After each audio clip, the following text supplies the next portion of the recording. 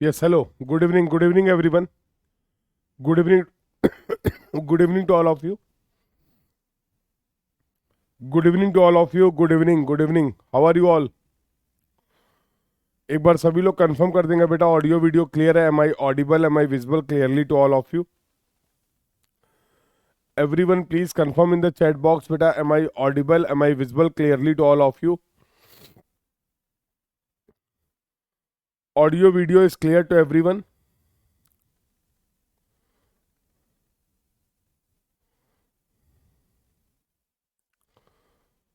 Audio video clear है? एक बार सभी लोग कंफर्म कर देंगे. How are you all? कैसे हैं बेटा आप सभी लोग? How are you all? मैं भी एकदम ठीक हूँ बेटा. I hope you all are good and preparing well for exam. आप सभी ठीक हैं और अच्छे से अपने एग्जाम की प्रिपरेशन कर रहे हैं? यस और नो?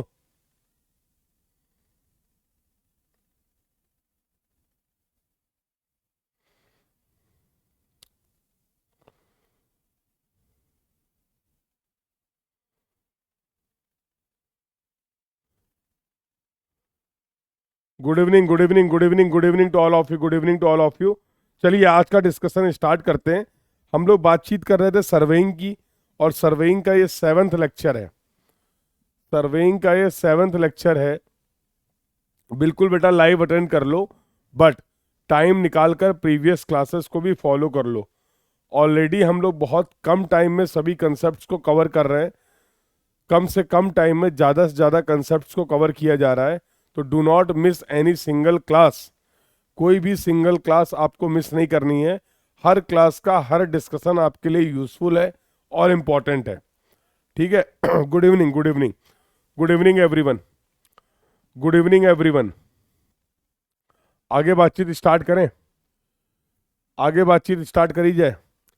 गुड इवनिंग भाई. Good evening, good evening. कैसे हो? काफ़ी लेट आ रहे हो तुम लोग. टाइम पे क्लास को ज्वाइन किया करो. Do join the class on the time. तो आज की क्लास के टॉपिक जो है उनके बारे में पहले थोड़ी सी मैं बातचीत कर लेता हूँ. आज हम लोग कुछ बेसिक कंस्ट्रक्शन डिटेल देखेंगे और इम्पॉर्टेंट टर्मिनोलॉजी देखेंगे related to the theodolite. Sir क्या थियोडोलाइट से रिलेटेड सवाल गेट एग्जाम में आते हैं? जवाब है ना. कर सर क्या थियोडोलाइट से रिलेटेड सवाल बहुत फ्रीक्वेंट एग्जाम में आते हैं? जवाब है ना. क्या है जवाब? ना. अगला टॉपिक जो पढ़ने जा रहे हैं that is the contouring. Sir क्या कंटूरिंग से गेट में बहुत फ्रीक्वेंट क्वेश्चंस आते हैं? नहीं. बट जैसा मैंने आपको बोला था कि this course is going to be useful for all the exam. और अगर कोई क्वेश्चन यहाँ से आता है आपके गेट के एग्जाम में, देखो अभी तक सवाल नहीं आया या अभी तक सवाल कम आए हैं, इसका ये बिल्कुल मतलब नहीं है कि आगे सवाल नहीं आ सकते हैं. Are you getting this point बेटा? तो इस पॉइंट को भी कंसीडर करते हुए आज हम लोग बेसिक कंस्ट्रक्शन ऑफ थियोडोलाइट की बात करेंगे एज ए इंस्ट्रूमेंट. थियोडोलाइट क्या होता है, क्या क्या उसके मेन पार्ट्स होते हैं, और थियोडोलाइट की हेल्प से कौन कौन से ऑपरेशंस, कौन कौन से मेजरमेंट हम कर सकते हैं. क्यों बता रहे हैं सर ऐसा? क्योंकि अगला जो टॉपिक आप पढ़ेंगे वो होगा टेक्योमेट्री, और टेक्योमेट्री में बेसिकली एप्लीकेशन होता है थियोडोलाइट का. तो इसलिए थियोडोलाइट से जान पहचान होना जरूरी है. तो कंटूरिंग से भी बहुत कम क्वेश्चन आपको प्रीवियस ईयर गेट में देखने को मिलेंगे. सो ये दोनों ही टॉपिक बहुत ज़्यादा फ्रिक्वेंट तो नहीं है, बट कभी कभार क्वेश्चन आता है, और उस पॉइंट को कंसीडर करते हुए हम लोग इस क्लास में, इस क्रैश कोर्स में इन दोनों टॉपिक्स की भी बात करेंगे, सो दैट अगर कोई बेसिक क्वेश्चन आए तो हम उसको सॉल्व कर पाए. ऑब्जेक्टिव क्लियर है? ऑब्जेक्टिव इज क्लियर बेटा?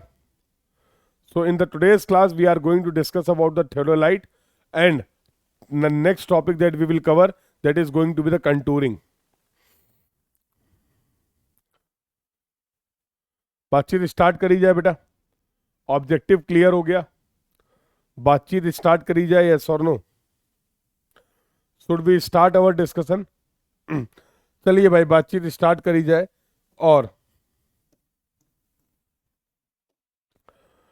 before starting the class, let me introduce myself for those who are new to this class or watching this class first time.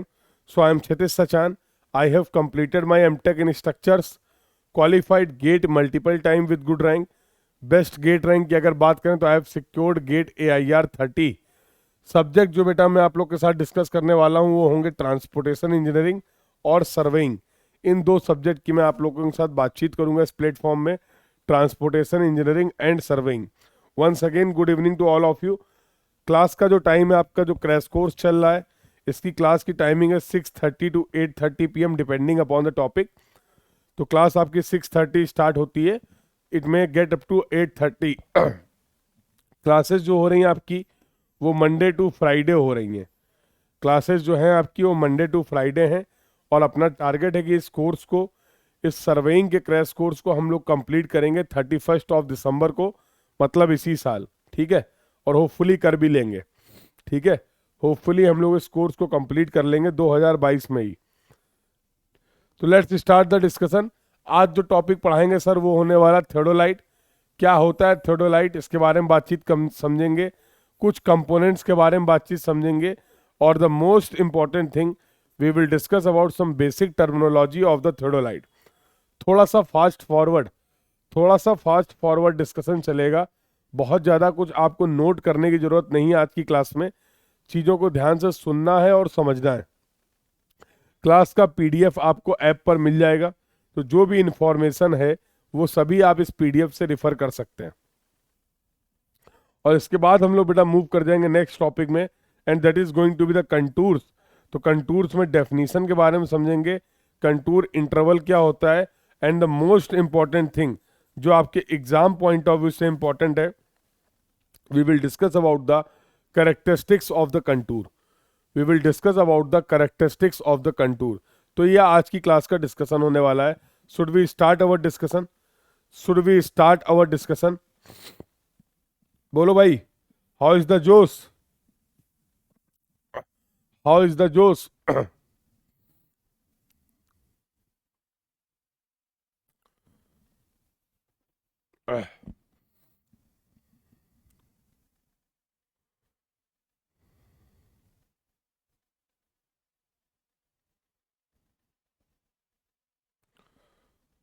बहुत बढ़िया, जोश एकदम हाई है, और जोश को हाई ही रखना है, ठीक है। जोश को एकदम हाई रखना है। इसी तेजी के साथ हम लोग सर्वेइंग के सभी इंपॉर्टेंट टॉपिक, और यू कैन से सभी टॉपिक्स का डिस्कशन करने वाले हैं। वेरी गुड, तो let's keep this momentum. Theodolite होता क्या है, सब कहानी लिखी हुई है, सब कहानी आपको मिल जाएगी। भैया थियोडोलाइट कुछ नहीं है, एक इंस्ट्रूमेंट है। थियोडोलाइट कुछ नहीं है, एक इंस्ट्रूमेंट है। जैसे आपने बात करी थी चैन और टेप की, तो चैन और टेप की हेल्प से हम लीनियर मेजरमेंट परफॉर्म करते हैं।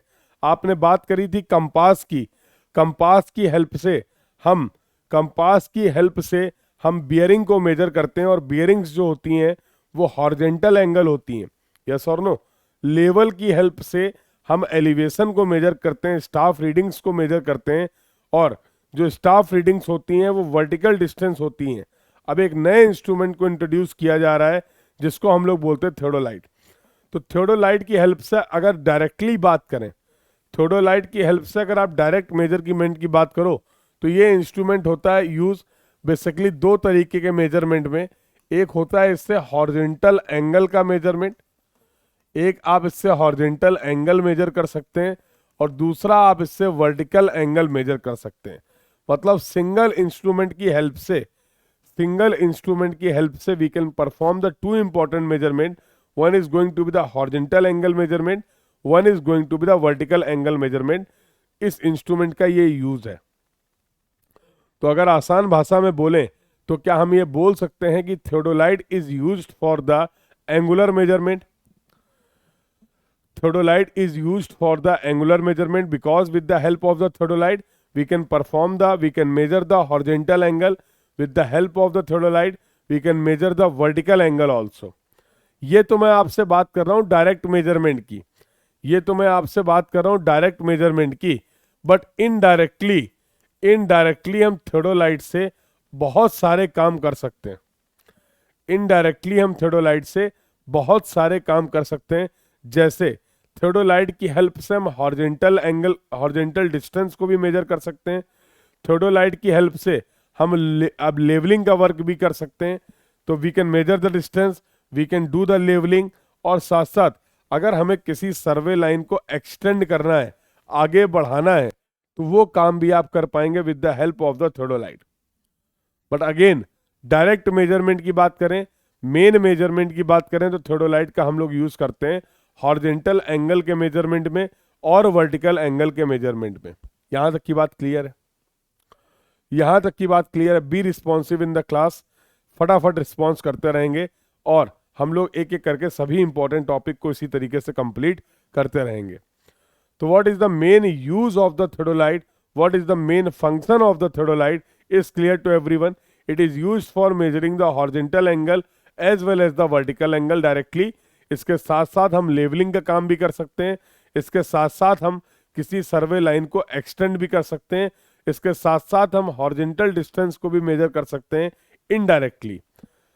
जैसे कि कल आपने देखा था ट्रिग्नोमेट्रिकल लेवलिंग में, जैसे कि कल आपने देखा था ट्रिग्नोमेट्रिकल लेवलिंग में, अगर मुझे ये एंगल पता है, अगर मुझे ये एंगल पता है फॉर एग्जांपल एंड ये डिस्टेंस पता है, तो क्या मैं v की वैल्यू निकाल पा रहा था? क्या मैं v की वैल्यू निकाल पा रहा था? तो मैंने लिखा था tan theta is equal to होता है v बाई डी। तो यहां से मैं v मेजर कर सकता हूं, this is going to be tan theta. तो यहां पर भी आपने डिस्टेंस को मेजर किया है, यहां पर भी आपने वर्टिकल डिस्टेंस को मेजर किया है, बट डायरेक्टली इस वर्टिकल डिस्टेंस को ना मेजर करके इनडायरेक्ट मेजरमेंट परफॉर्म किया हम लोगों ने। We have perform the indirect measurement. अगर यहाँ पर डायरेक्ट मेजरमेंट की बात करें तो दो डायरेक्ट मेजरमेंट किए हैं, दो डायरेक्ट मेजरमेंट हम लोगों ने यहाँ पर किए हैं। एक ये वर्टिकल एंगल थीटा को डायरेक्टली मेजर किया with the help of the theodolite, और एक D distance, horizontal distance D को मेजर किया between the point A and B with the help of the chain और tape, with the help of the chain और tape. तो ये तो बात हो गई इंस्ट्रूमेंट थियोडोलाइट की।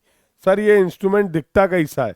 ये इलेक्ट्रॉनिक थियोडोलाइट है, ये इलेक्ट्रॉनिक थियोडोलाइट है। तो आज आपके पास मॉडर्न इंस्ट्रूमेंट अवेलेबल हैं, बट यहाँ पर हम लोग बातचीत करने वाले हैं बेसिक थियोडोलाइट की। फंक्शन सेम रहते हैं। फंक्शन सेम कैसे रहते हैं? जो आपके मॉडर्न इंस्ट्रूमेंट है उसमें डिस्प्ले प्रोवाइडेड है, बटन्स प्रोवाइडेड है, कीज प्रोवाइडेड है, जिसकी हेल्प से आपके मेजरमेंट इजी हो जाते हैं और एक्यूरेट हो जाते हैं। इन्हीं सब काम को आप मैनुअली कर सकते हैं with the help of this theodolite. तो सबसे पहले समझते जो मैंने आपको बताया, indirectly we can perform the linear measurement, indirectly we can perform the linear measurement, directly we can perform the angular measurement with the help of the theodolite.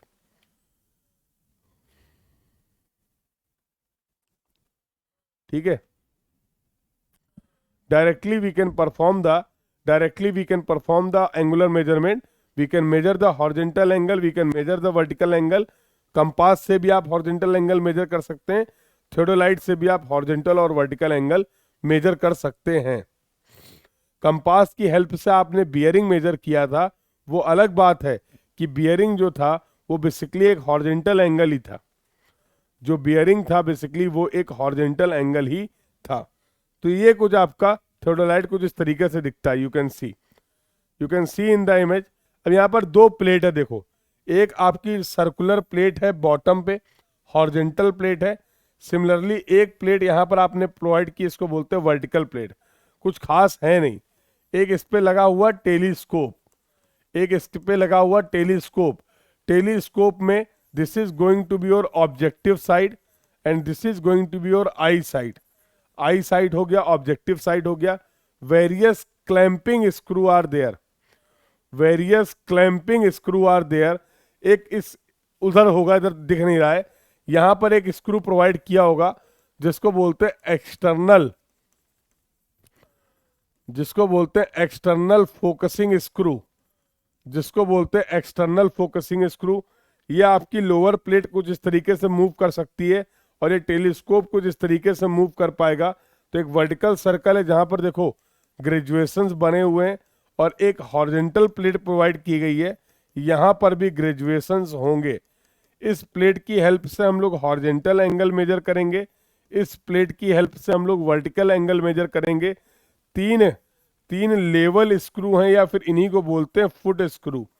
तीन level screw provide किए गए या फिर इसी को हम बोलते हैं फुट स्क्रू। यहाँ पर आपका एक टेंजेंशियल स्क्रू प्रोवाइड किया गया है, यहाँ पर आपका एक टेंजेंशियल स्क्रू प्रोवाइड किया गया है। सबके बारे में हम लोग एक एक करके बातचीत करेंगे। तो जितने भी इंपॉर्टेंट पार्ट हैं, जितने भी इंपॉर्टेंट पार्ट हैं, तुम पढ़ाई मत करो, ठीक है। हैप्पी हैप्पी बर्थडे खेल लो, अलग ही लेवल में खुश हैं। देख रहे हो क्या मिल जाता है। इतना इंपॉर्टेंट डिस्कशन चल रहा है, आपके लिए चल रहा है, गेट एग्जाम के लिए चल रहा है। ज़्यादा से ज़्यादा आप मार्क्स यहाँ से स्कोर कर पाएँ, सभी कंसेप्ट को रिवाइज कर पाएँ। मिलता क्या है ये सब करके? बोलो मेरे लाल, क्या मिलता है? हैं? अगर अगर चैट बॉक्स में हैप्पी बर्थडे विश कर करके, अगर चैट बॉक्स में हैप्पी बर्थडे विश कर करके AIR 1 आ सकती है, तुम पूरे साल हैप्पी बर्थडे लिखो, मैं कुछ नहीं बोलूंगा, प्रॉमिस। अगर केवल चैट में कमेंट में लिखने से, हैप्पी बर्थडे लिखने से AIR 1 आती है, तुम पूरे साल लिखो, यकीन मानो मेरी इस बात का, मैं तुम्हें कभी नहीं रोकूंगा। अगर ऐसा होता है, तुम्हें भी पता ऐसा नहीं होता है, अपना क्यों बहुमूल्य समय बर्बाद कर रहे हो? है? क्यों अपना समय बर्बाद कर रहे हो? तो ये सब चीजें बहुत टेम्परेरी हैं। क्लास को डिस्टर्ब करके, थोड़ा सा परेशान करके, हो सकता है कि 1-2 मिनट के लिए बहुत अच्छा लगे, साल 2 साल बाद यही याद करोगे, यार काश पढ़ ही लिए होते क्लास में। हाँ, अभी तुम क्लास को डिस्टर्ब कर रहे हो, फिर जिंदगी तुम्हें डिस्टर्ब करेगी। समझ रहे हो? अभी तुम क्लास को डिस्टर्ब कर रहे हो, और देखो, कर्मा तो घूम फिर के वापस आता ही है ना। कर्मा तो घूम फिर के वापस आता ही है ना मेरे भाई। तो आज आप क्लास को डिस्टर्ब कर रहे हो, क्लास में जो बच्चे लाइव क्लास अटेंड कर रहे हैं उनको डिस्टर्ब कर रहे हो, मुझे डिस्टर्ब कर रहे हो, फिर जिंदगी तुम्हें डिस्टर्ब करेगी। तब किससे कहोगे जाके हैप्पी बर्थडे? हम्म? तब किससे कहोगे हैप्पी बर्थडे? समझ रहे हो?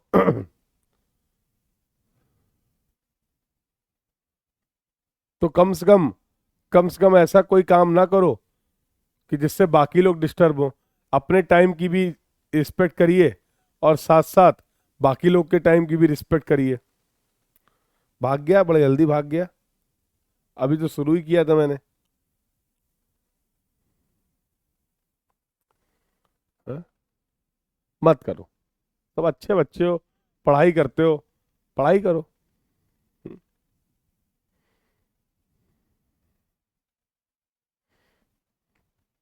चलिए, सो ये कुछ की पॉइंट्स मैंने आपको दिखाए।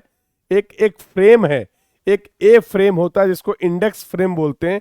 उसमें बेसिकली ये आपका टेलीस्कोप क्या होता है, फिट होता है। अभी दूसरा व्यू दिखाऊंगा, उसमें दिखेगा। तो अब जैसे मैं बोलूं सर ये फुट स्क्रू का काम क्या है, ये फुट स्क्रू का काम क्या है, तो इस फुट स्क्रू की हेल्प से आप इंस्ट्रूमेंट को लेवल करेंगे। इस फुट स्क्रू की हेल्प से आप इंस्ट्रूमेंट को लेवल करेंगे। ये जो सर जो हॉरिजेंटल प्लेट प्लेट प्रोवाइड की गई है, इसका काम क्या है?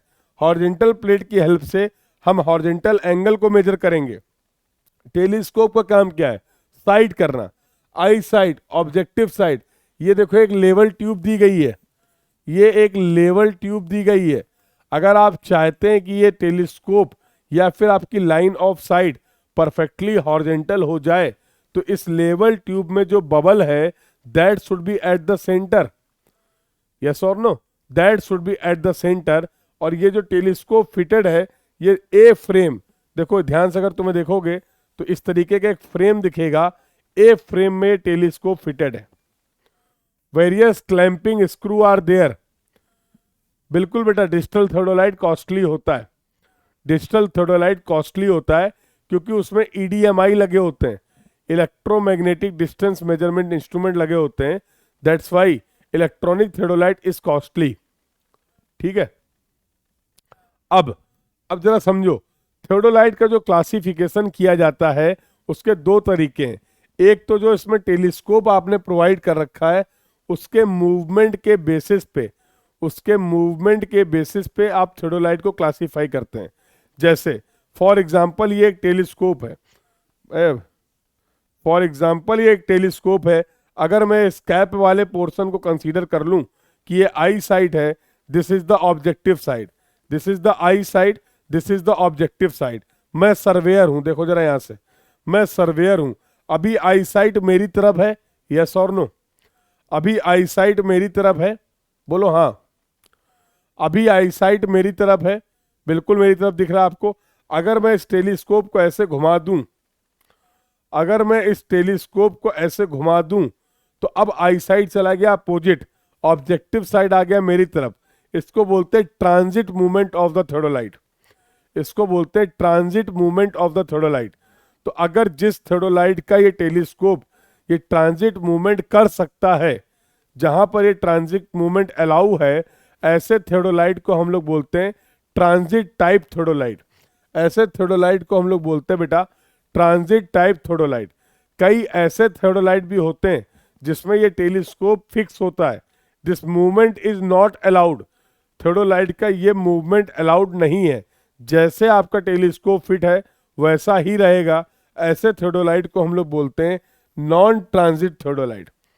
ऐसे थोडोलाइट को हम लोग बोलते हैं non transit theodolite. Similarly main scale के साथ, मेन स्केल के साथ आप दूसरा सेकेंडरी स्केल क्या यूज कर रहे हैं? तो आपने पढ़ा था डायरेक्ट वर्नियर के बारे में, याद है? डबल वर्नियर के बारे में। तो डबल वर्नियर आपको कहां पर प्रोवाइड किया जाता है? In the case of theodolite. तो अगर हम मेन स्केल के साथ ऑब्जर्वेशंस के लिए वर्नियर स्केल का भी यूज कर रहे हैं, तो ऐसे स्कोल को, ऐसे थोडोलाइट को हम लोग बोलते हैं वर्नियर थोडोलाइट। जैसा कि ये थोडोलाइट आपको दिखाया गया है, जैसा कि ये थोडोलाइट आप देख पा रहे हैं स्क्रीन पे, अगर मैं बोलूं कि इसका टेलीस्कोप इस तरीके से मूव कर सकता है, इसका टेलीस्कोप इस तरीके से मूव कर सकता है, और साथ साथ इसमें जो स्केल प्रोवाइड किया गया है वो मेन स्केल प्रोवाइड किया गया है, तो इस थोडोलाइट का नामकरण करो। तो इस थोडोलाइट का नामकरण करो। कर पाओगे? इस थोडोलाइट का नामकरण करो। हो पाएगा नामकरण तुमसे? हाँ बिल्कुल हो जाएगा, बिकॉज सर टेलीस्कोप का ट्रांजिट मूवमेंट अलाउड है। थोडोलाइट में टेलीस्कोप का ट्रांजिट मूवमेंट अलाउड है। स्केल आपने यहाँ पर वर्नियर स्केल यूज किया है, इसीलिए इसका पूरा नाम होता है ट्रांजिट वर्नियर थोडोलाइट। इसीलिए इसका पूरा नाम होता है ट्रांजिट वर्नियर थोडोलाइट। ट्रांजिट ये इंडिकेट कर रहा है कि टेलीस्कोप मूव कर सकता है, वर्नियर ये इंडिकेट कर रहा है कि आपने मेन स्केल के साथ यहाँ पर वर्नियर स्केल भी यूज किया है। इसका कंप्लीट नेम क्या हो जाएगा? Transit vernier theodolite. जो ट्रांजिट वर्नियर थोडोलाइट होता है बेटा, उसका लीस्ट काउंट होता है, उसका जो लीस्ट काउंट होता है वो होता है 20 सेकेंड। ट्रांजिट वर्नियर थोडोलाइट का लीस्ट काउंट जो होता है वो होता है 20 सेकेंड। मिनिमम एंगल आप कितना मेजर कर सकते हैं ट्रांजिट वर्नियर थोडोलाइट से, उसकी वैल्यू होगी 20 सेकेंड। ये बातें क्लियर है? ये बातें क्लियर हैं सभी को? यस और no? All this discussion is clear to everyone till now?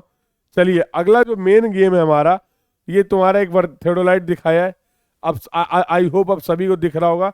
तो this is the a frame, इसको बोलते हैं ए फ्रेम, इसको बोलते हैं ए फ्रेम, जहां पर ये टेलीस्कोप आपका फिटेड है।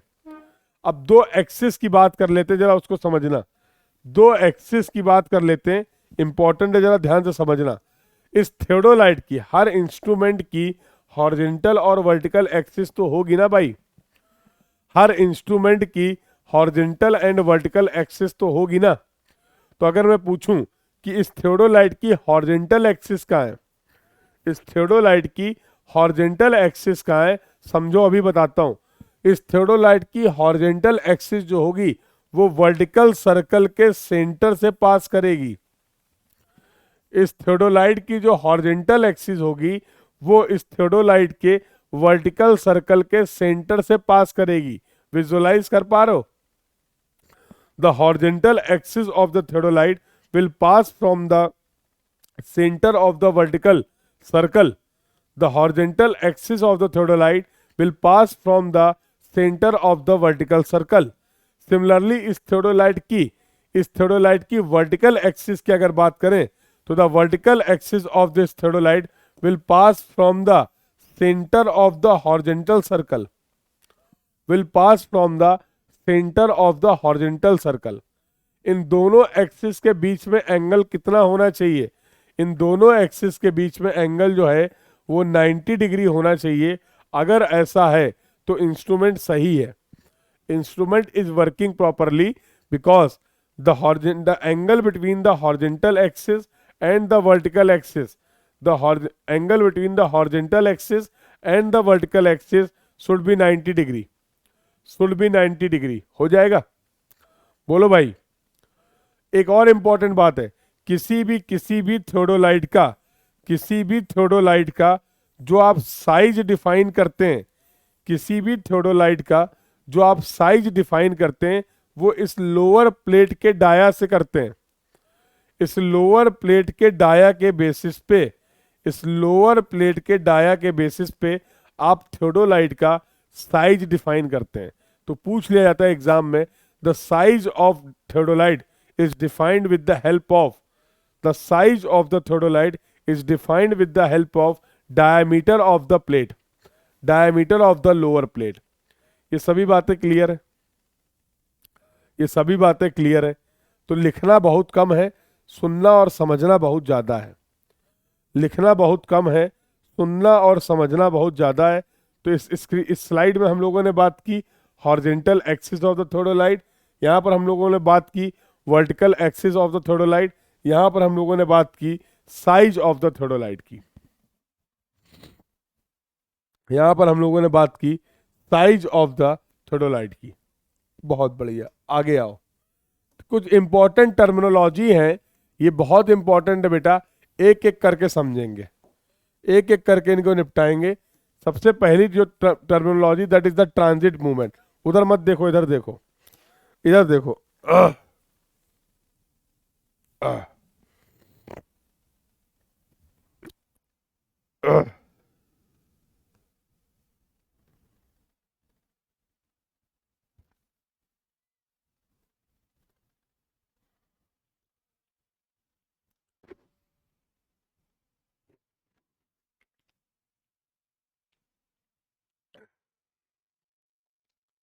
इतनी लाइटें लगी, कभी कभी दिखना ही बंद हो जाता है, आंखें एकदम चौंधिया जाती हैं ना।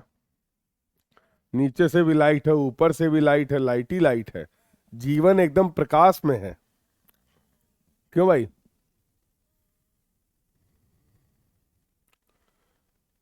ज्यादा प्रकाश में क्या होता है, दिखना बंद हो जाता है। सही, अब दिख रहा है।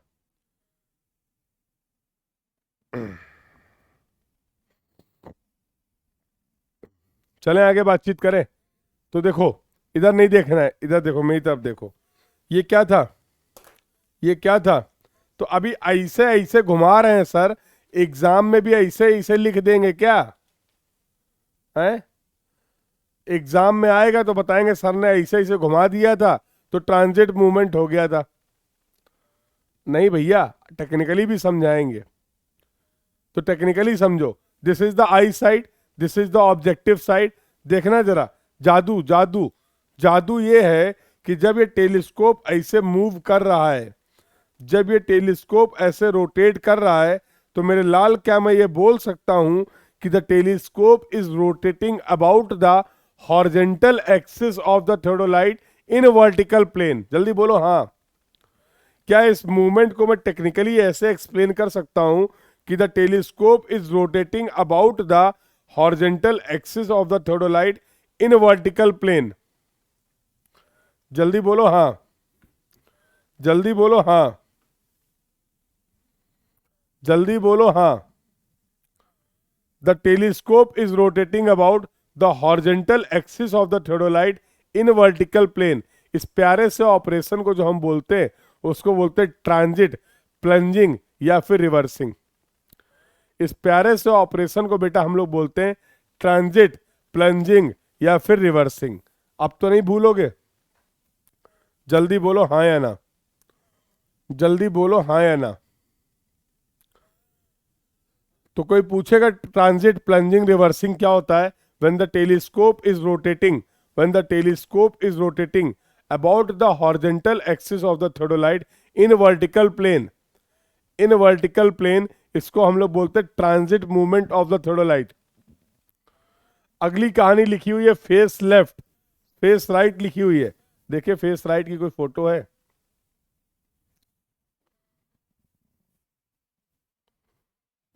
इसमें तो समझ में नहीं आ रहा। ये देखो,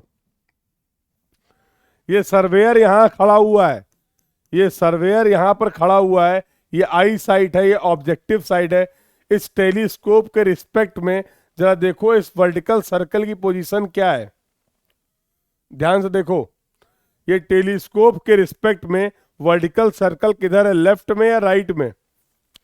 with the respect of this telescope the vertical circle is in the left और right in this image, in this image. जल्दी बोलो,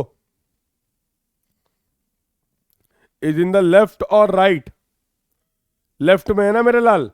तो ये इंस्ट्रूमेंट की जो पोजीशन है, इसी प्यारी सी पोजीशन को, इसी प्यारी सी पोजीशन को बोलते हैं फेस लेफ्ट पोजीशन। अब अगर इस टेलीस्कोप को मैं ट्रांजिट कर दूं, अगर मैं इस टेलीस्कोप को ट्रांजिट कर दूं, आई साइड इधर आ जाए और ऑब्जेक्टिव साइड इधर आ जाए, तो अब इस सेम इंस्ट्रूमेंट किस पोजीशन पे आ जाएगा? ये सेम इंस्ट्रूमेंट किस पोजीशन पे आ जाएगा? जल्दी बोलो, ये सेम इंस्ट्रूमेंट किस पोजीशन पे आ जाएगा? अगर आई साइड इधर है, ऑब्जेक्टिव साइड इधर है, वर्टिकल प्लेट उधर की उधर ही है, वर्टिकल प्लेट जैसी थी वो ऐसी ही है, तो now the surveyor will lie here, इधर आ जाएगा सर्वेयर। तो अब टेलीस्कोप के रिस्पेक्ट में, अब टेलीस्कोप के रिस्पेक्ट में वर्टिकल सर्कल किधर है, राइट में है। इंस्ट्रूमेंट की इस पोजीशन को बेटा हम लोग बोलते हैं फेस राइट पोजीशन। इंस्ट्रूमेंट की इस पोजीशन को हम लोग बोलते हैं फेस राइट पोजीशन। इसमें देखो स्क्रू बहुत बढ़िया से दिख रहे हैं, थोड़ा स्क्रू के बारे में बता देते हैं। ये तीन तुम्हारे फोकस, तीन तुम्हारे लेवलिंग स्क्रू हैं या फुट स्क्रू हैं, जिनकी हेल्प से आप इंस्ट्रूमेंट को लेवल करेंगे। ये जो स्क्रू बेटा यहाँ प्रोवाइड कर रखा गया है, this screw is provided for the centering of the instrument, instrument की सेंटरिंग के लिए प्रोवाइड किया है। This is the, these are the magnifying lens. जो रीडिंग आप देख रहे हैं उनको सही से देख पाएं तो ये दो मैग्नीफाइंग लेंस प्रोवाइड किए गए। दिस इज द स्क्रू जिसकी हेल्प से आप टेलीस्कोप के मूवमेंट को फिक्स कर पाएंगे। Upper clamp and lower clamp, upper clamp and lower clamp screw, जिससे आप इस इंस्ट्रूमेंट के मूवमेंट को रिस्ट्रिक्ट कर सकते हैं। ठीक है, तो ये कुछ इंपॉर्टेंट स्क्रू हैं, ये कुछ इंपॉर्टेंट स्क्रू हैं। This is the external focusing screw, this is the external focusing screw. तो चलिए फेस लेफ्ट की बात कर ली और फेस राइट की बात कर ली, फेस लेफ्ट की बात कर ली, फेस राइट की बात कर ली। आगे बात करते हैं चेंजिंग फेस। अरे तो बता दिया ना, फेस लेफ्ट था इंस्ट्रूमेंट का, उसको हम लोगों ने चेंज कर दिया, फेस राइट कर दिया। तो जब कभी भी हम लोग ऑब्जर्वेशंस करते हैं, मेजरमेंट करते हैं, तो दोनों फेस से रीडिंग लेते हैं। दोनों फेस से रीडिंग लेने में फायदा क्या है? यार एक बात बताओ, ये पॉइंट है, ये मान लो एक लाइन है ए बी और ये लाइन है ए सी, ये एंगल है थीटा, मान लो ये हॉरिजॉन्टल एंगल आप मेजर करना चाह रहे हैं। मेरे लाल, तुम फेस लेफ्ट से मेजर करो, तुम फेस राइट से मेजर करो, एंगल तो थीटा ही रहेगा ना। बोलो, तुम फेस लेफ्ट मेजरमेंट करो, तुम फेस राइट मेजरमेंट करो, एंगल तो थीटा ही रहेगा ना। ऐसा थोड़ा है कि फेस लेफ्ट मेजरमेंट किया तो 30 डिग्री आ रहा था, फेस राइट मेजरमेंट किया तो 31 डिग्री आ गया। ऐसा हो सकता है क्या? ऐसा हो सकता है क्या? एंगल तो फिक्स है, बिकॉज लाइन ए बी और ए सी फिक्स है। तो फायदा क्या है? जब हम दोनों फेस से मेजरमेंट करते हैं, तो अगर कोई इंस्ट्रूमेंटल एरर है, अगर कोई इंस्ट्रूमेंटल एरर है, तो हमें इस बात की जानकारी मिल जाएगी, हमें इस बात की जानकारी मिल जाएगी कि हमारे इंस्ट्रूमेंट में कोई प्रॉब्लम है या नहीं है। दोनों साइड से अगर सेम एंगल आ रहा है, face left observation face right observation से अगर सेम एंगल आ रहा है, इसका मतलब जो वैल्यू आपने मेजर की है वो वैल्यू क्या सही है। तो yes, this face left and face right observation जो होंगे वो एज ए चेक आपके लिए यूजफुल होंगे, वो एज ए चेक आपके लिए यूजफुल होंगे। क्लियर है बेटा? That's why we will perform the both face measurement, face left measurement भी करेंगे और फेस राइट मेजरमेंट भी करेंगे सेम एंगल के मेजरमेंट के लिए, ताकि अगर कोई इंस्ट्रूमेंटल एरर है तो उसको हम आइडेंटिफाई कर सकें और for that we can apply the suitable correction, for that we can apply the suitable correction. एक बार यार जरा चैट बॉक्स में बता दो, अब तक जितना कुछ बताया थेओडोलाइट के बारे में सब क्रिस्टल क्लियर है कि नहीं? तुम्हें अगर समझ में आ रहा है तो बताते रहो मुझे, क्योंकि मुझे ऐसा लग रहा है ऐसा ना मैं बहुत तेज निकल जाऊं, क्योंकि टॉपिक बहुत बड़ा है, चीज़ें बहुत ज़्यादा हैं। तो मैं एक्सप्लेन पूरा करूंगा, बट मुझे भी इस बात का थोड़ा सा महसूस कराते रहो कि are you getting all this concept, yes और नो। अपना ही तो रिवीजन नहीं कर रहा हूं मैं, अपना ही तो रिवीजन नहीं चल रहा है।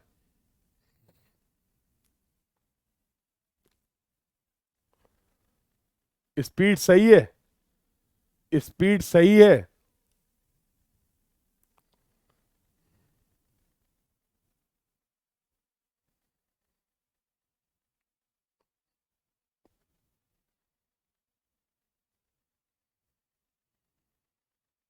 चलो फिर आगे खेलते, बहुत बढ़िया, thank you for the confirmation. आगे आओ। डबल साइटिंग अभी तो बता दिया, अभी तो बता दिया। फेस राइट, फेस लेफ्ट और फेस राइट दोनों मेजरमेंट करिए। ऐसे मेजरमेंट को हम लोग बोलने वाले हैं डबल साइटिंग, ऐसे मेजरमेंट को हम लोग बोलने वाले हैं double sighting. Swing swing swing, और बहुत प्यारा कंसेप्ट है स्विंग ऑफ द टेलीस्कोप। देखो स्विंग पहले समझ लो होता क्या है। ये टेलीस्कोप है, ये टेलीस्कोप है, ये इस तरीके से फ्रेम में बेचारा फंसा हुआ है, नादान परिंदा। अब ये ऐसे ऐसे घूम रहा है, अब ये ऐसे ऐसे घूम रहा है, देखो अब ये ऐसे ऐसे घूम रहा है गुरु। इस मूवमेंट को बोलते हैं स्विंग ऑपरेशन। तो जब एग्जाम में आएगा तो क्या लिखोगे? ऐसे ऐसे घूमता है। तो जरा कोई मेरा बच्चा टेक्निकली इस बात को एक्सप्लेन करेगा। ट्रांजिट में ऐसे ऐसे घूम रहा था, इसके अलग मजे जीवन में। ट्रांजिट में अलग तरीके से घूम रहा था, स्विंगिंग में ऐसे ऐसे घूम रहा है, स्विंगिंग में ऐसे ऐसे घूम रहा है। क्या टेक्निकली इस बात को एक्सप्लेन कर सकते हैं? हाँ बिल्कुल कर सकते हैं। Swing is the movement of the telescope, swing is the movement of the telescope. कैसे? About the vertical axis of the theodolite in horizontal plane, about the vertical axis of the theodolite in horizontal plane, in horizontal plane. इस movement को बोलते हैं swing operation, इस movement को बोलते हैं swing operation. अब ये ऐसे घूम रहा है, क्या ये राइट साइड में स्विंग कर रहा है मेरे रिस्पेक्ट में? क्या ये राइट साइड में स्विंग कर रहा है? अरे बोलो हाँ, बोलो हाँ। अब ये ऐसे घूम रहा है, अब ये ऐसे घूम रहा है, लेफ्ट साइड में स्विंग कर रहा है क्या? तो right swinging and left left swinging. Again I am repeating, how you can technically define the swing operation, how you can technically define the swing operation. In the swinging, the telescope will rotate about the vertical नहीं, the telescope will rotate about the vertical axis of the theodolite in a horizontal plane, in a horizontal plane.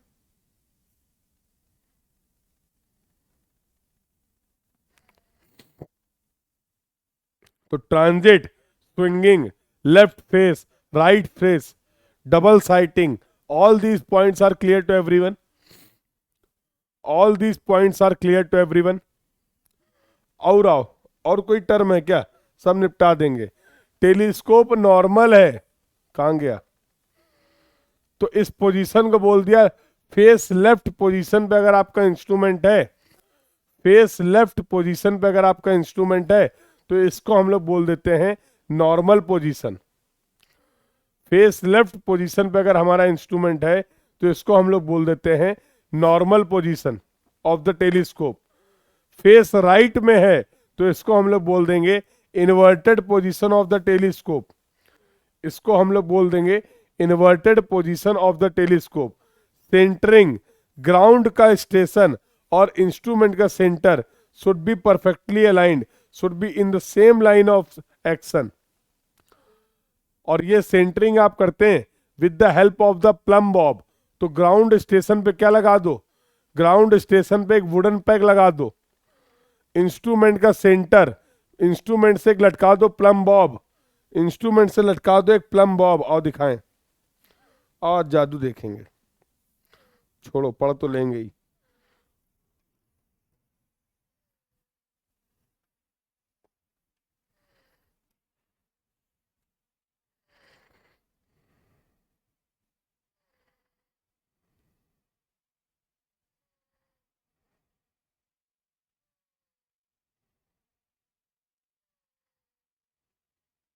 और तुम्हें centering समझाएं।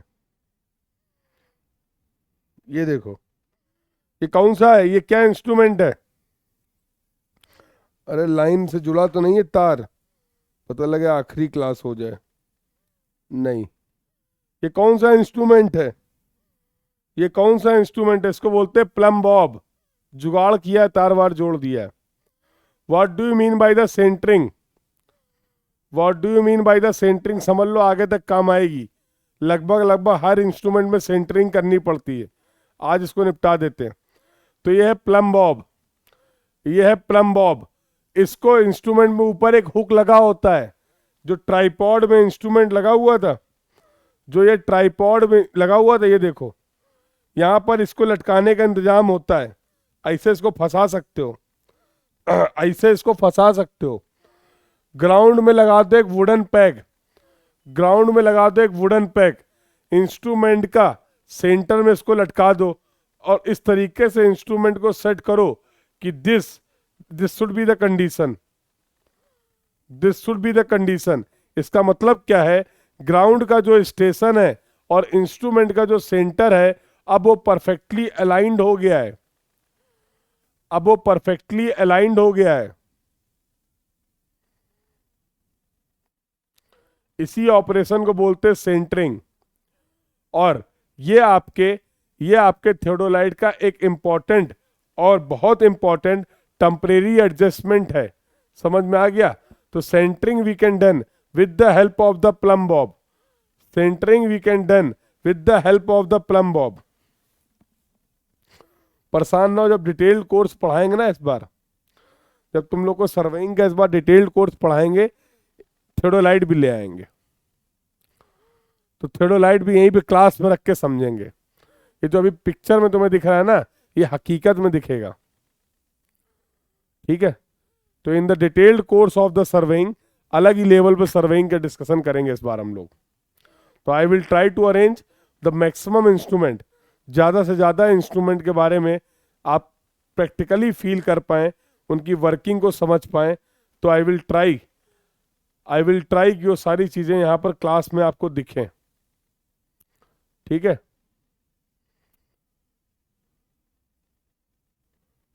हाँ, तो theodolite भी होगा यहाँ पे, चिंता क्यों कर रहे हो। कंपास भी होगा, चैन तो होगा, टेप होगा, सब होगा, सब देखेंगे। हाँ हाँ, यूट्यूब में करवाएंगे यार, क्यों नहीं करवाएंगे, कैसी बातें कर रहे हो। ठीक है, चलो। Surveying is all about practical, surveying is all about practical.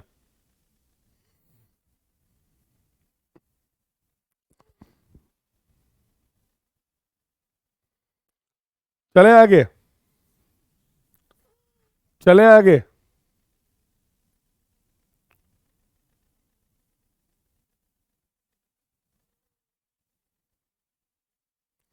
चलिए भाई, तो सर सेंटरिंग वेंटरिंग भी समझ गए हैं, ये सेंटरिंग भी समझ गए हैं। लो, बहुत तेजी नहीं समझ रहे हो। वर्टिकल एक्सिस ऑलरेडी समझ चुके हैं, बहुत बढ़िया। हॉरिजेंटल एक्सिस भी समझ चुके हैं सर, बहुत तेज हो गए हो। लाइन ऑफ कोलिमिनेशन, अरे इसके बारे में तो लेवलिंग में ही बात कर ली थी, इसके बारे में तो इसके बारे में तो लेवलिंग में ही बात कर ली थी। तो these are some important terminology. और यहां पर हम लोगों ने अपना डिस्कशन कंप्लीट किया थियोडोलाइट से रिलेटेड।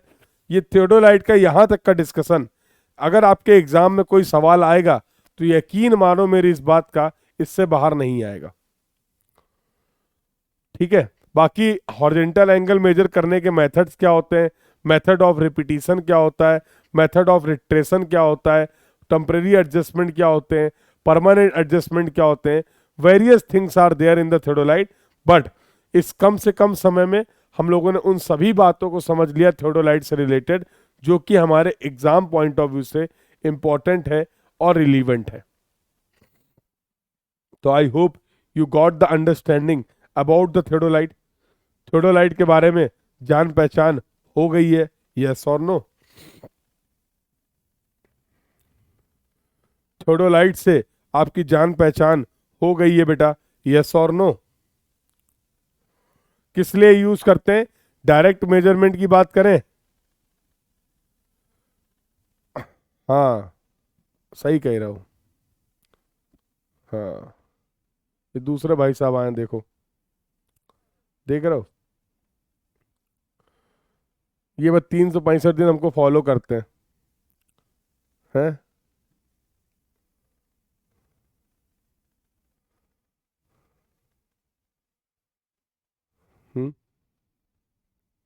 हम्म दूसरा इनका भी स्वागत कर दो थोड़ा सा। स्वागत नहीं करोगे? क्यों भाई? चलो अभी मन नहीं है, ठीक है, क्योंकि अभी बहुत इंपॉर्टेंट टॉपिक पढ़ने जा रहे हैं जिसका नाम है कंटूर। तो बहुत सारी चीजें उसमें भी डिस्कस करनी है। चलो बख्श दिया तुम्हें, जाओ एंजॉय, चलो खेलो, हाँ खेलो खेलो। चलो तो अगला डिस्कशन कर लें। तो अगला डिस्कशन जो है that is related to the contour. बेटा ये कुछ नहीं है, ये है application, application of levelling. Levelling पढ़ा था हम लोगों ने, लेवलिंग पढ़ा था, लेवलिंग पढ़ा था हम लोगों ने।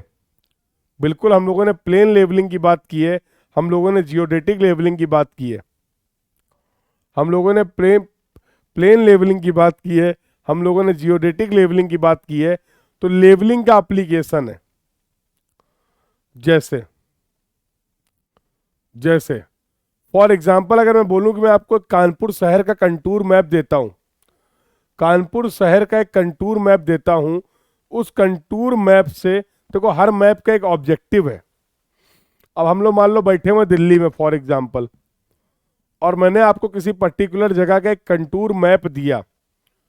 अगर आपको कंटूर के बारे में कुछ बेसिक जानकारी है तो बिना उस प्लेस को, बिना उस जगह को, बिना उस फीचर को फिजिकली विजिट किए वहां की एक पूरी टोपोग्राफी का आपको आइडिया लग जाएगा। जादू है यार ये तो। देखो जितने भी मैप होते हैं तुम्हारे 2D होते हैं, समझ रहे हो? जितने भी मैप तुम्हारे बनते हैं, चाहे वो टोपोग्राफिकल मैप हो, चाहे वो कैडेस्ट्रियल मैप हो, चाहे वो जियोलॉजिकल मैप हो, सभी के सभी मैप तो 2D होते हैं ना, 2 डायमेंशन में होते हैं ना। क्या किसी मैप से आपको हाइट का आइडिया लगता है? सोच के देखो, क्या किसी मैप से आपको हाइट का आइडिया लगता है? किसी ऑब्जेक्ट की हाइट के बारे में पता चलता है क्या? फॉर एग्जाम्पल अगर आप गूगल मैप यूज कर रहे हैं, फॉर एग्जाम्पल अगर आप गूगल मैप यूज कर रहे हैं तो तुम्हें ऊपर से ये तो दिख जाएगा कि तुम्हारा घर है, बट इस तुम्हारे घर की हाइट कितनी है क्या उस मैप में दिखेगा? क्या उस मैप में दिखेगा? Answer is going to be no. लेकिन हमारे पास एक ऐसा ऐसा मैप है जिसमें हम हाइट को भी रिप्रेजेंट कर सकते हैं। मतलब 2D में 3D का मजा, 2D में बनेगा, पेपर में ही बनेगा, ये पेपर में ही, पेपर है 2D, लेकिन इस मैप की हेल्प से तुम्हें हाइट का भी अंदाजा लग जाएगा, ग्राउंड की प्रोफाइल कब एलिवेशन इंक्रीज कर रहा है, कब एलिवेशन डिक्रीज कर रहा है, कहां पर स्लोप है, कैसा स्लोप है, यूनिफॉर्म स्लोप है, स्टीप स्लोप है, माइल्ड स्लोप है, ये सब तुम्हें विजुलाइज हो जाएगा। With the help of this map, और इस प्यारे से मैप को बोलते हैं कंटूर मैप। इस प्यारे से मैप को हम लोग बोलते हैं कंटूर मैप। तो what is the objective of the contouring? What is the objective of the contouring? बहुत सिंपल सा ऑब्जेक्टिव है। With the help of the contouring we want to prepare the contour map for a particular field और the ground. We want to prepare the contour map for the particular field और the ground. बात समझ में आ गई? Sir ये map दिख तो रहा है, और जैसा आप बोल रहे हैं ये कंटूर मैप भी है, लेकिन हमें तो इसमें कुछ नहीं पता चल रहा है। हमें तो इसमें कुछ भी नहीं पता चल रहा क्या एलिवेशन है, कहाँ दिख रहा है एलिवेशन। आपको भले दिख रहा हो सर, हमें तो कोई एलिवेशन नहीं दिख रहा।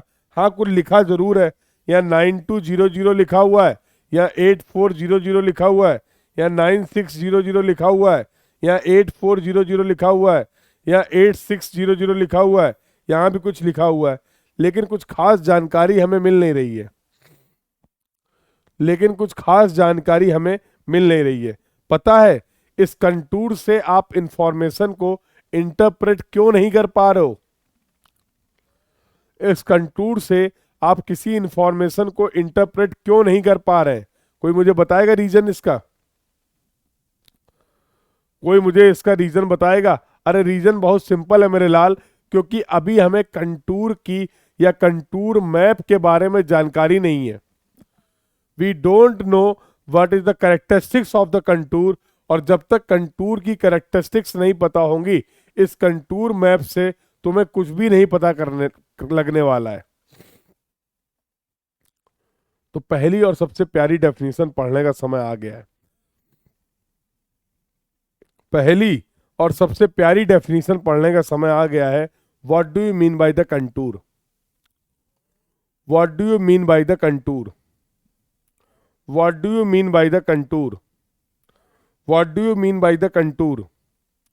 What do you mean by the contour? Explain कर दूं तो contours are the imaginary line. ऐसी कोई लाइन एग्जिस्ट नहीं करती है, तुम्हारी कल्पनाओं का खेल है ये। तो contours are the imaginary line which meets the point of equal elevation और सेम आरएल। मान लो ये रेफरेंस प्लेन है, मान लो ये रेफरेंस प्लेन है। मैं बोल रहा हूं तुमसे इस प्लेन से 10 सेंटीमीटर एलिवेशन पे जितने भी पॉइंट हैं उनको आइडेंटिफाई करो। इस प्लेन से, इस रेफरेंस प्लेन से 10 सेंटीमीटर ऊपर जितने भी पॉइंट हैं उन सबको आइडेंटिफाई करो। कर लोगे? लेवलिंग करना तो सिखा दिया है। अरे इंस्ट्रूमेंट लगाओ, स्टाफ लगाओ, हर जगह स्टाफ रीडिंग ले लो, और 10 सेंटीमीटर वाले जितने भी पॉइंट हैं, 1 2 3 4 5 6 7 8, अरे इन्फिनिटी पॉइंट होंगे, इन्फिनिटी पॉइंट होंगे। कुछ पॉइंट को आइडेंटिफाई कर दो, इन सभी पॉइंट का, इन सभी पॉइंट्स को जोड़ दो, जो इमेजिनरी लाइन मिलेगी इसी को बोलते हैं कंटूर लाइन। इन सभी लाइन पॉइंट्स को जोड़ दो, कनेक्ट कर दो, एक जो इमेजिनरी लाइन मिलेगी उसको बोलते हैं कंटूर लाइन। फिर से मैं रिपीट कर रहा हूं डेफिनेशन। तो contours are the imaginary line which joins the, which meets the point having the equal elevation और सेम आरएल। इस रेफरेंस से इस पॉइंट, इस लाइन पे जितने भी पॉइंट है सबका एलिवेशन सेम है, सबका एलिवेशन सेम है।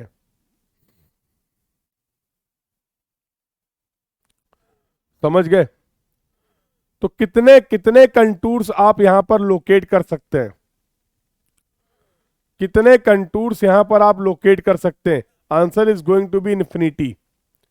अरे भैया तुम ये रेफरेंस ले लो, वैल्यू बदलते चले जाओ, 1 centimetre, 2 centimetre, 3 centimetre, 4 centimetre, 5 centimetre, 1000 centimetre, lakh centimetre, करोड़ों सेंटीमीटर। ये तो तुम्हारे ऊपर है ना।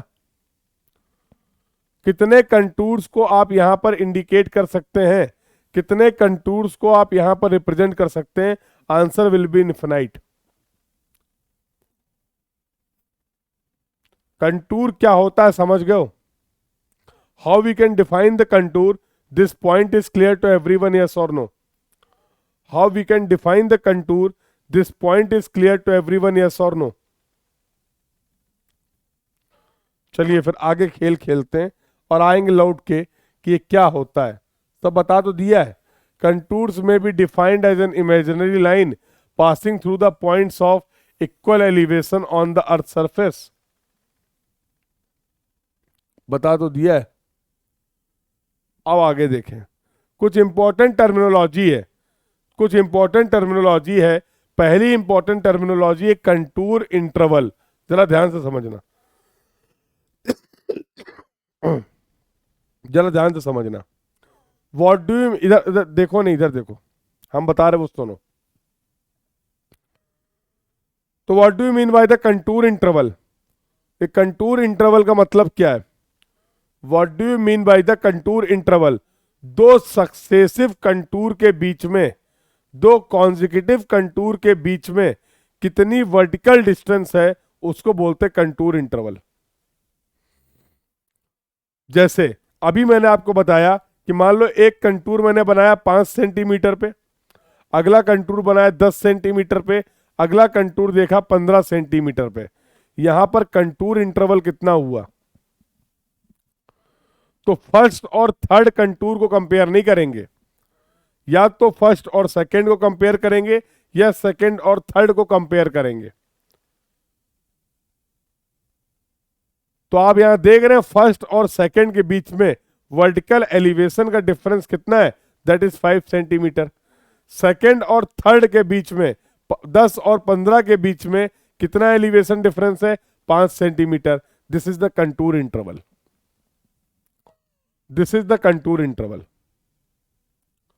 मेरे लाल मुझे एक बात बता दो, जब कभी भी आप एक कंटूर मैप बनाएंगे, जब कभी भी आप एक कंटूर मैप बनाएंगे तो आप क्या चाहते हैं कि पूरे मैप के लिए कंटूर इंटरवल सेम हो या वो वेरी कर सकता है? पूरे मैप के लिए कंटूर इंटरवल सेम रहे या हम उसको वेरी करा सकते हैं? आपकी इस बात पे क्या ओपिनियन है? बोलो। Contour interval should be same और contour interval may vary on a particular map. कराने को तुम वेरी भी करा सकते हो। तुमने एक कंटूर इंटरवल लिया 5 सेंटीमीटर का या 5 मीटर का, अगला कंटूर इंटरवल ले लिया 10 मीटर का, कोई दिक्कत है नहीं। बस दिक्कत पता कब आएगी? जब आप ऐसे मैप को एनालाइज करेंगे, जैसे मैप को, ऐसे मैप से जब आप इंफॉर्मेशन को इंटरप्रेट करेंगे तो तुम्हें समझने में दिक्कत होगी। ऐसे मैप में जिसका कंटूर इंटरवल वेरी कर रहा है, उस मैप से इंफॉर्मेशन को एक्सट्रैक्ट करना आपके लिए डिफिकल्ट होगा। जैसे अगर मैं तुमसे बोलूं कि एक मैप मैंने बनाया है, उसका स्केल वेरी कर रहा है, दिक्कत होगी ना? अरे भाई पूरे मैप के लिए स्केल सेम रखो ना। पूरे मैप के लिए स्केल को सेम रखो ना, तो हम इंफॉर्मेशन को इजीली इंटरप्रेट कर पाएंगे। तो कंटूर इंटरवल कितना होगा ये आपका सर्वेयर डिसाइड करता है।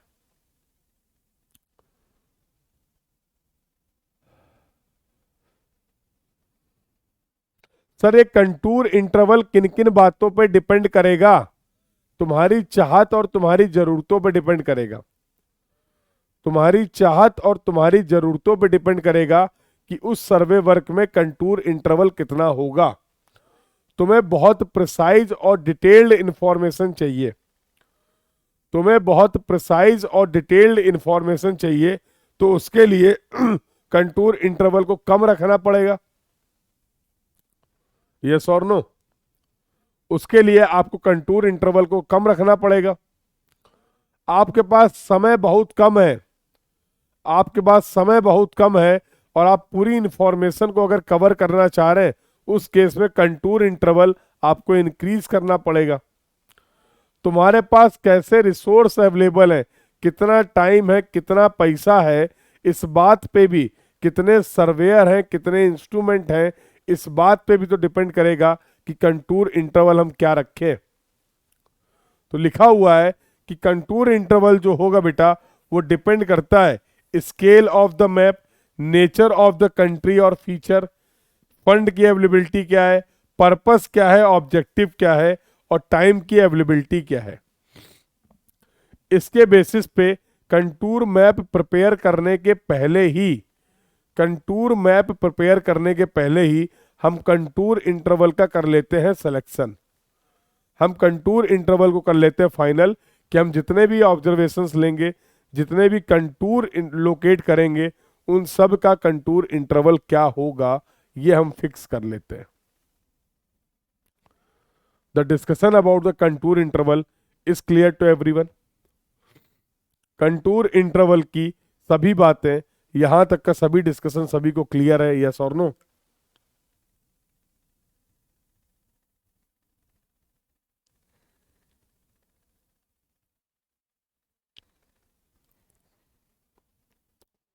बोलो बेटा।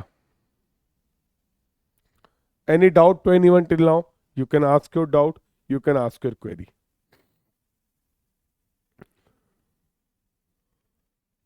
यहां तक के डिस्कशन में अगर किसी को कोई डाउट है, कोई क्वेरी है, तो you can ask your doubt, you can ask your query. All clear? Very good. अगला इंपॉर्टेंट जो टर्मिनोलॉजी है, that is the horizontal equivalence.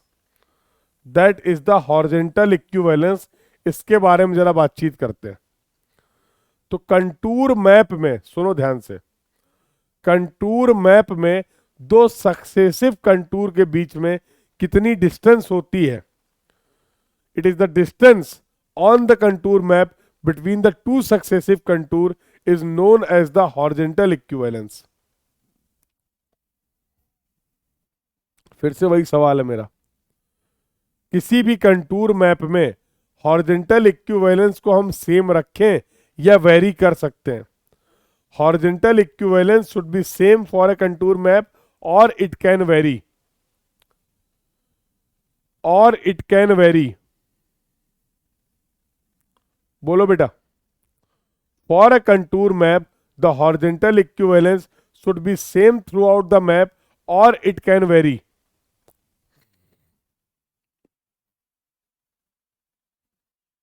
बोलिए।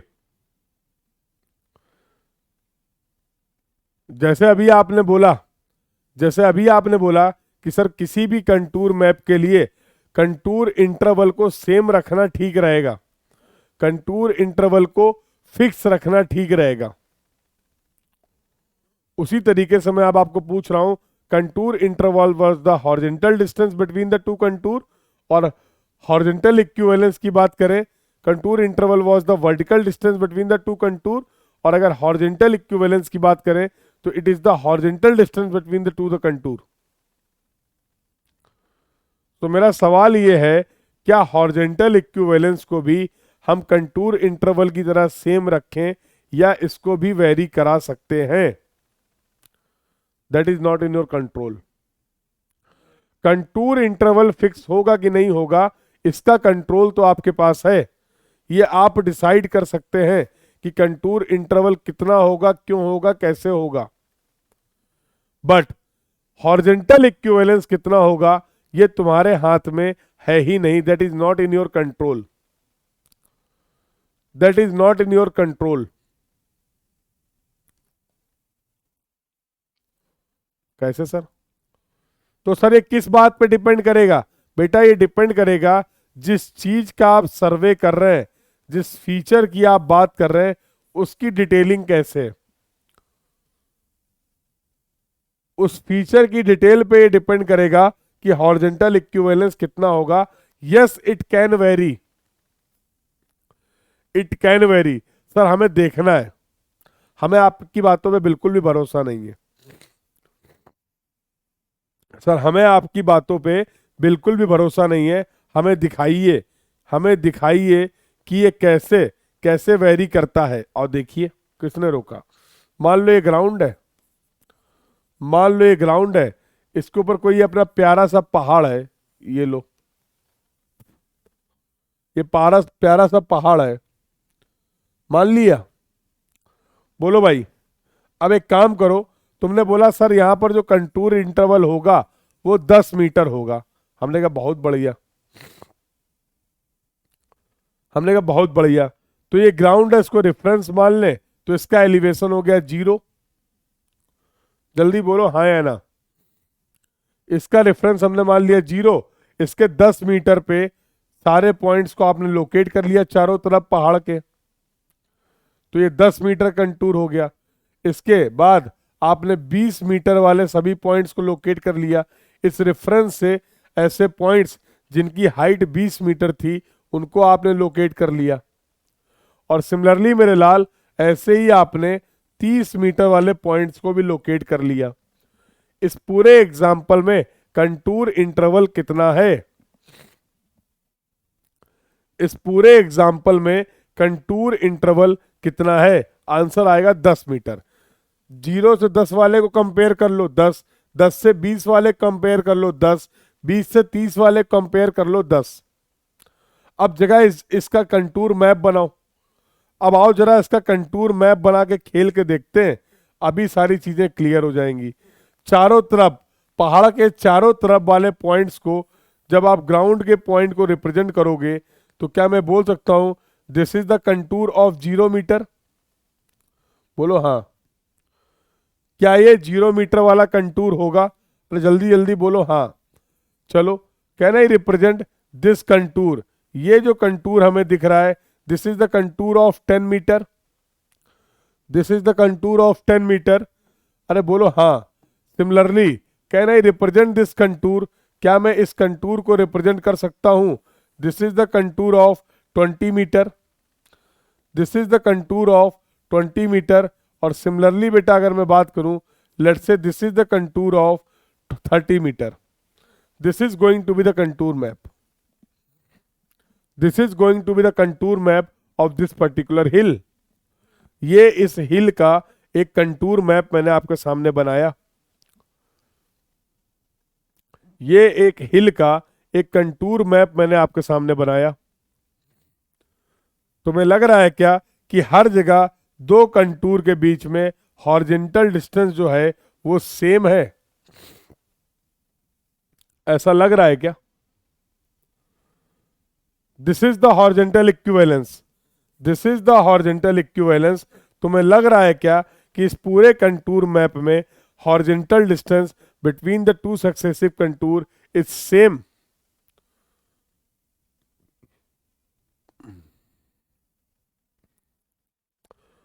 तो कंटूर इंटरवल सेम होगा या नहीं होगा? कंटूर इंटरवल सेम होगा या नहीं होगा, यह आपकी चॉइस है। लेकिन हॉरिजेंटल इक्विवेलेंस सेम होगा कि नहीं होगा, ये इसका कंट्रोल आपके हाथ में नहीं है।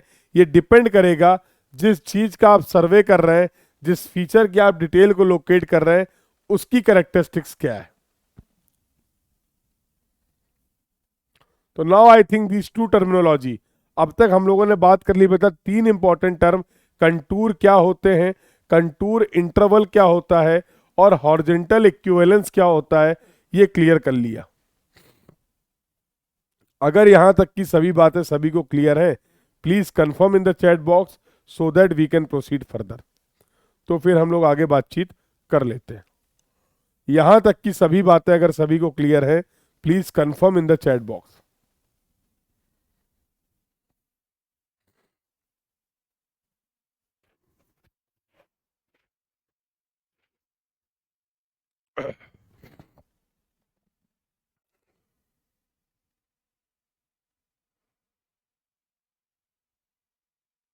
Any doubt to anyone?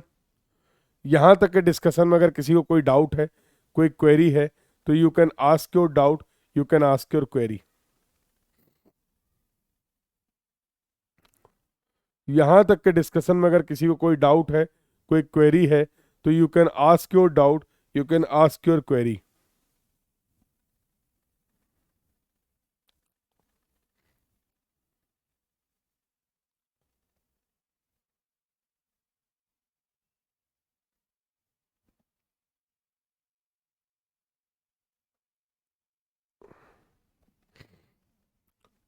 थोड़ोलाइट में बबल सेंटर में भी है तो वो कंप्लीटली लेवल है, बिल्कुल।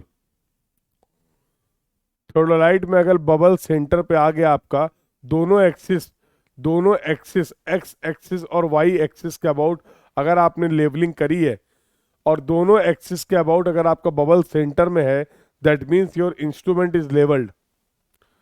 That means your instrument is levelled. तो तीन टेम्परेरी एडजस्टमेंट होते हैं। एक होता है सेंटरिंग, दूसरा होता है लेवलिंग, और तीसरा होता है focusing. Focusing of the eye piece and focusing of the objective piece. तो these three are the temporary adjustment of the theodolite: centring, levelling and focusing. तो आई पीस की भी फोकसिंग करते हैं और ऑब्जेक्टिव पीस की भी फोकसिंग करते हैं। आई पीस के लिए भी एक स्क्रू प्रोवाइडेड होता है और ऑब्जेक्टिव पीस के लिए एक एक्सटर्नल फोकसिंग स्क्रू प्रोवाइडेड होता है। तो diaphragm should be clearly visible और ऑब्जेक्टिव पीस की फोकसिंग करके object should be clearly visible.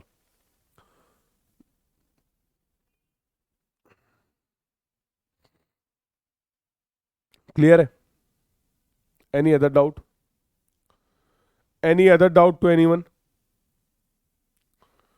Any other doubt to anyone?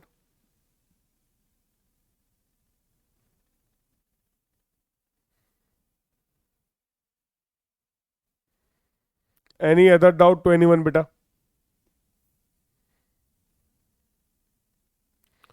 Clear है? चलिए अगला डिस्कशन कर लेते हैं। तो नाउ लेट्स मूव फर्दर, आगे बातचीत करते हैं। सो अब सबसे इंपॉर्टेंट टॉपिक आप पढ़ने जा रहे हैं कंटूरिंग का, जहां से आपके एग्जाम में सवाल आते हैं। तो कोई भी एग्जाम हो आपका, गेट, ईएससी, स्टेट, एई, जेई, सेमेस्टर, कोई भी एग्जाम हो आपका, कंटूरिंग में जो मोस्टली क्वेश्चन आपको देखने को मिलते हैं वो इसकी करेक्टरिस्टिक्स से देखने को मिलते हैं। तो अब इसकी करेक्टरिस्टिक्स के बारे में हम लोग बातचीत कर लेते हैं। पहली करेक्टरिस्टिक्स क्या लिखी है? If contours are parallel and horizontal equivalence between them are also constant, that it represent the uniform slope। अगर कंटूर्स जो हैं वो पैरेलल हैं, अगर कंटूर्स जो हैं वो पैरेलल हैं और हॉरिजॉन्टल इक्विवेलेंस जो है वो यूनिफॉर्म है या कांस्टेंट है, तो वो एक यूनिफॉर्म स्लोप को रिप्रेजेंट करेंगे। सर हम क्यों माने? मत मानो भाई। सर हम आपकी बात क्यों माने? मत मानो। और क्या कहें? और क्या कहें?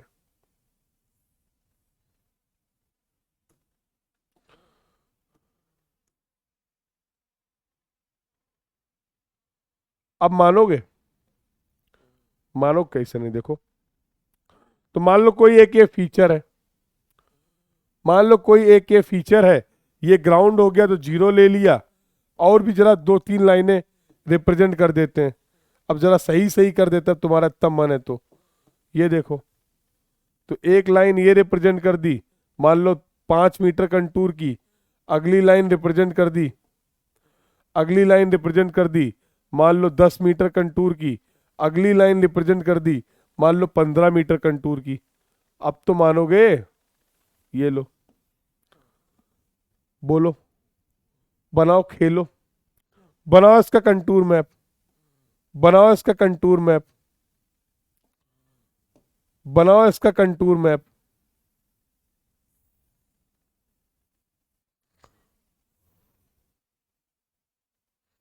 अरे बना भी दो।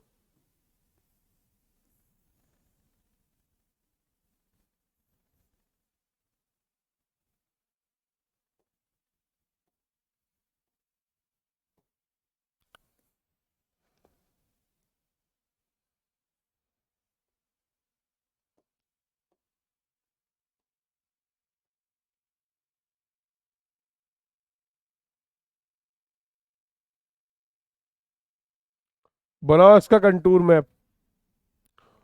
अरे अब तो बना लो, अरे अब तो बना लो। तब मैं ही बना दूं?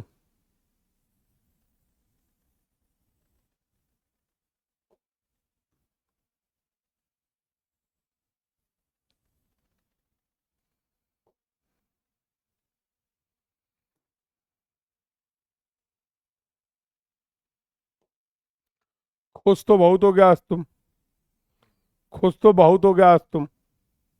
देखो, अगर कंटूर्स पैरेलल हैं, अगर कंटूर्स आर पैरेलल और हॉरिजॉन्टल इक्विवेलेंस भी अगर सेम है, हॉरिजॉन्टल इक्विवेलेंस भी अगर सेम है, तो वो एक यूनिफॉर्म स्लोप को रिप्रेजेंट करेगा, तो वो एक यूनिफॉर्म स्लोप को रिप्रेजेंट करेगा। तो तुम्हें ये नहीं पता था, तुमने लेकिन ये देखा, तुमने कंटूर मैप में ये देखा कि कंटूर लाइंस आर पैरेलल और हॉरिजॉन्टल इक्विवेलेंस भी गुरु सेम है। इसका मतलब जो स्लोप है वो यूनिफॉर्म है, इसका मतलब जो स्लोप है वहां पर वो यूनिफॉर्म है। Point is clear to everyone? Point is clear to everyone, yes और no? Point is clear to everyone, yes और नो? सर और कोई कैरेक्टरिस्टिक्स क्या? अरे बहुत सारी हैं, अभी तो शुरू हुआ है। कह रहा क्लोजली स्पेस कंटूर जो है वो रिप्रेजेंट करेंगे स्टीप स्लोप को, और दूर दूर वाले जो कंटूर हैं वो रिप्रेजेंट करेंगे एक माइल्ड स्लोप को। मानोगे कि दिखाएं? मान जाओगे कि दिखाएं? मान जाओगे कि दिखाएं? बस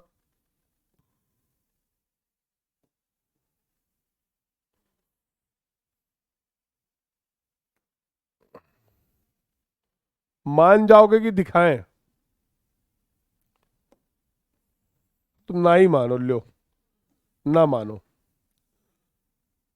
देखना है, देखो कह रहा देखना है। इच्छाओं की कमी नहीं है और होनी भी नहीं चाहिए, इच्छाओं की कमी नहीं है और होनी भी नहीं चाहिए, इच्छाओं की कमी नहीं है और होनी भी नहीं चाहिए। आओ, आओ फिर इच्छाओं की करी जाए पूर्ति, आओ फिर इच्छाओं की करी जाए पूर्ति। मजा तो आता है इसे डिजिटल बोर्ड पढ़ाने में,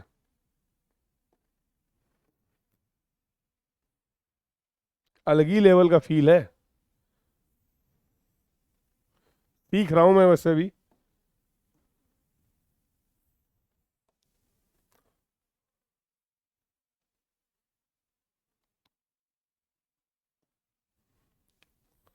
तो यहाँ पर अद्भुत कला का प्रदर्शन आप देख पा रहे हैं।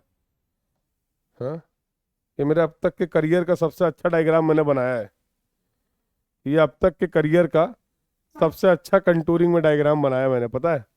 आप सभी बहुत लकी हैं, you all are very lucky and special, you all are very lucky and special. Contouring में ये अब तक के सबसे बेस्ट डायग्राम मैंने बनाए, अपने पूरे करियर की बात कर रहा हूं। अरे सच बता रहा हूं, देखो भैया, खेलो, अरे खेलो, खेल ही लो, अब इतना मन है तो। जब मन है तो देखो खेल लो, फिर रुकना नहीं है भाई, मन है तो फिर है, खेलो।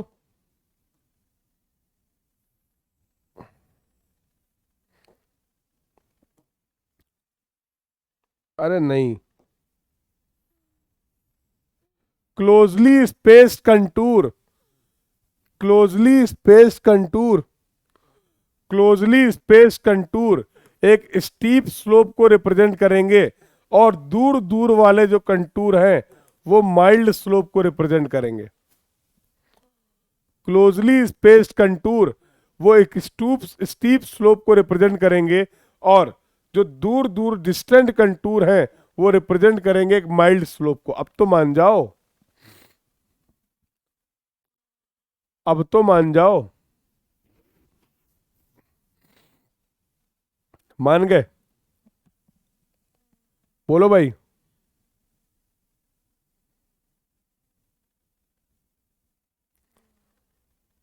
मान गए?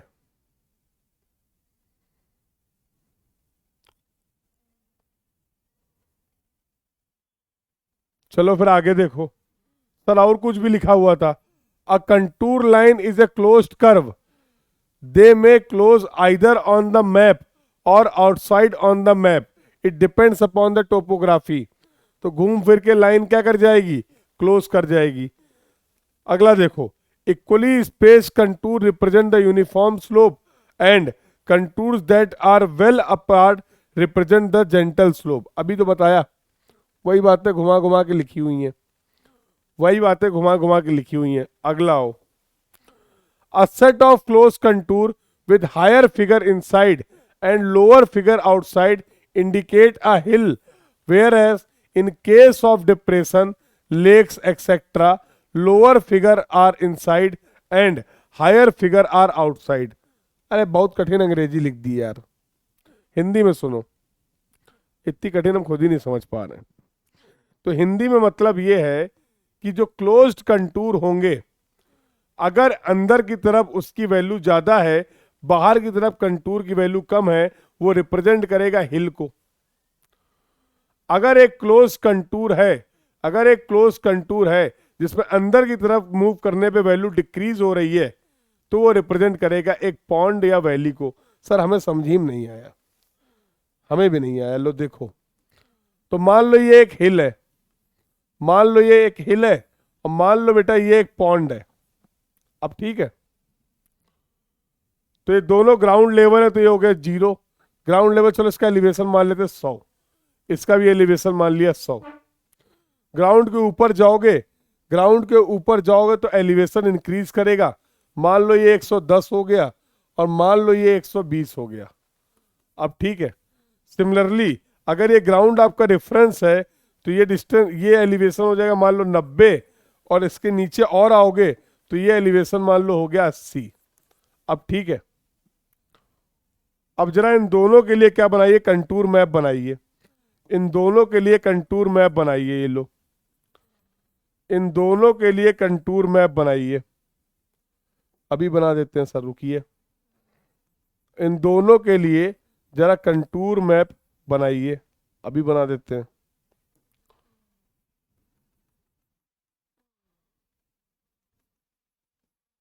देखो, ये व्हाइट वाला कंटूर कितने का था, ये व्हाइट वाला कंटूर कितने का था, 100 का। ये पिंक वाला कंटूर कितने का था सर, 110 का। ये ग्रीन वाला कंटूर कितने का था सर, 120 का। अंदर जब मूव कर रहे हैं तो वैल्यू इंक्रीज कर रही है ना। अगर एक क्लोज कंटूर है, जब आप अंदर मूव कर रहे हैं तो वैल्यू इंक्रीज कर रही है ना, 100, 110 एंड 120।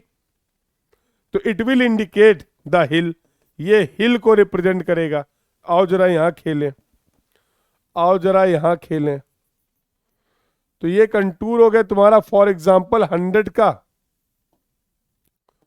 ये कंटूर हो गया तुम्हारा green contour is of for example this is going to be 90 का, और पिंक कंटूर जो हो गया तुम्हारा, पिंक वाला कंटूर जो हो गया फॉर एग्जांपल 80 का। अब जब आप इनसाइड मूव कर रहे हैं, अब जब आप इनसाइड मूव कर रहे हैं तो वैल्यू डिक्रीज कर रही है। 100, 90, 80 ये रिप्रेजेंट करेगा एक पॉन्ड या फिर डिप्रेशन को। It will represent the pond और डिप्रेशन। अब मान गए, बोलो भाई, अब तो मान गए होगे। तो ये मतलब था, ये मतलब था। Point is clear. ये लो, closed space contour either represent hill और पॉन्ड। हिल के केस में जब आप इनसाइड मूव करेंगे तो वैल्यू विल इंक्रीज, कंटूर के वैल्यू इंक्रीज करेगी। पॉन्ड के केस में जब आप इनसाइड मूव करेंगे तो वैल्यू विल डिक्रीज। यहां पर वैल्यू क्या करेगी, डिक्रीज करेगी। अगला कुछ और है क्या, रिज लाइन और वैली लाइन जो होती हैं वो कंटूर को इंटरसेक्ट करती हैं at an angle of 90 degree. पहाड़ी इलाके देखें, पहाड़ी इलाके देखें तो मान लो ऐसे ऐसे करके पहाड़ है, मान लो, मान लो ऐसे करके पहाड़ है, ऐसे ऐसे पहाड़ है। जितने भी टॉप वाले पॉइंट हैं नीचे ग्राउंड से लेके ऊपर तक, उनको मिला दो तो एक बनेगी रिज लाइन। जितने भी बॉटम वाले पॉइंट है जहां से पानी आ आके गिरेगा, उन पॉइंट्स को अगर ड्रॉ कर दो तो एक मिलेगी वैली लाइन। तो मुझे नहीं लगता रिज लाइन और वैली लाइन में जब कंटूर का इंटरसेक्शन होगा तो वो सिर्फ और सिर्फ 90 डिग्री पे होगा। तो that is the characteristics of the contour, that ridge line and valley line intersect the contour at an angle of 90 degree. सबसे इंपॉर्टेंट अगर बात करें एग्जाम पॉइंट ऑफ व्यू से तो ये दो कैरेक्टरिस्टिक्स हैं,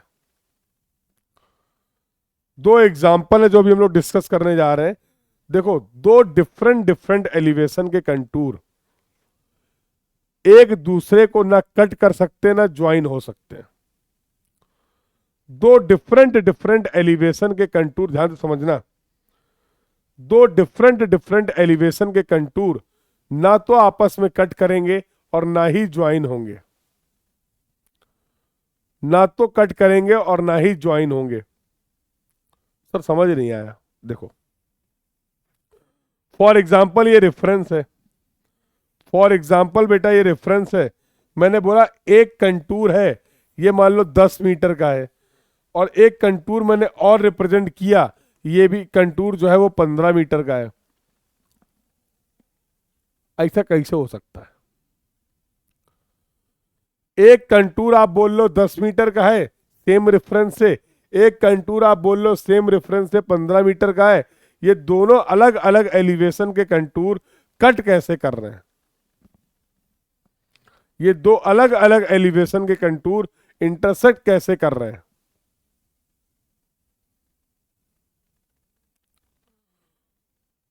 मुद्दे की बात यह है, नहीं बेटा नहीं, जुआ नहीं। मुद्दे की बात यह है, मुद्दे की बात यह है कि भैया इस वाइट वाले लाइन पे जितने भी पॉइंट होंगे, इस वाइट वाले लाइन पे जितने भी पॉइंट होंगे, उनका इसके रेफरेंस से जो एलिवेशन होगा वो 10 मीटर होगा। यस और नो? सर इस पिंक वाले लाइन पे, इस पिंक वाले लाइन पे जितने भी पॉइंट होंगे उनका एलिवेशन जो होगा वो 15 मीटर होगा। लेकिन ये जो इंटरसेक्शन वाला पॉइंट है इसका एलिवेशन क्या होगा? क्योंकि ये तो दोनों लाइन पे दिख रहा है आपको, तो एक ही रेफरेंस से आप बोल लो इसका एलिवेशन 10 मीटर भी है, इसी रेफरेंस से इसका एलिवेशन 15 मीटर भी है। ये कैसे संभव है? ये कैसे संभव है कि एक ही पॉइंट का एक ही रेफरेंस से दो एलिवेशन आपको मिल जाए? क्योंकि अगर कंटूर एक दूसरे को कट कर रहे हैं इसका मतलब वो तो कॉमन पॉइंट हो गया। सेम एलिवेशन के कंटूर कट कर सकते हैं, सेम एलिवेशन के कंटूर मीट कर सकते हैं, ज्वाइन कर सकते हैं, बट अलग अलग एलिवेशन के कंटूर और अलग अलग एलिवेशन के कंटूर ना तो कट करेंगे और ना ज्वाइन करेंगे।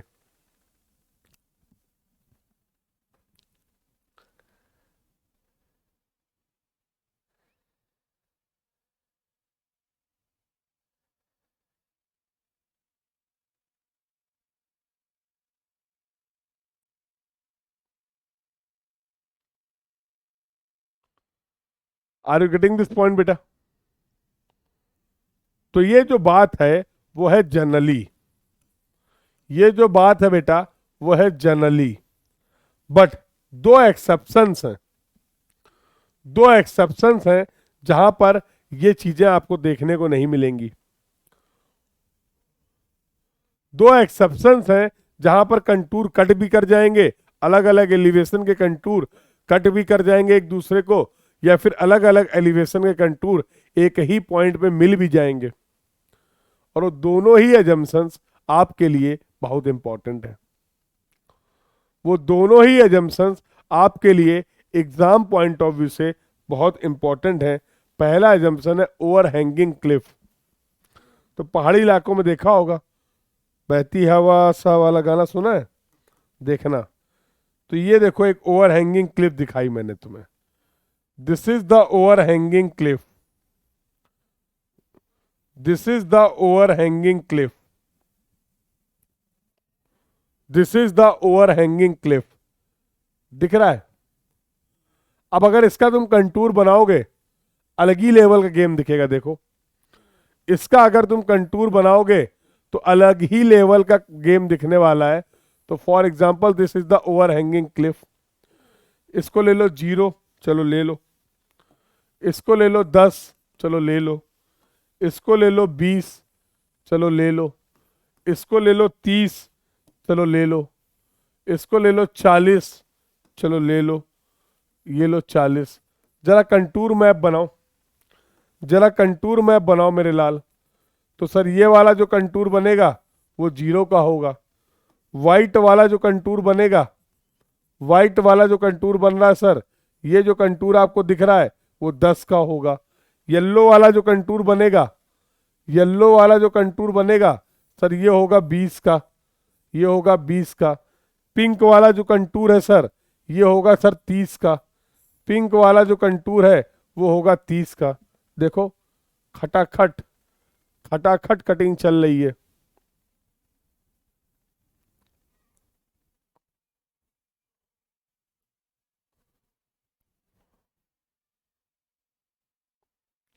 समझ गए? तो देख सकते हो इस जगह का जब मैंने कंटूर मैप बनाया तो हालात कुछ ऐसे मिल रहे हैं कि अलग अलग एलिवेशन के कंटूर बेहतरीन तरीके से इंटरसेक्ट कर रहे हैं।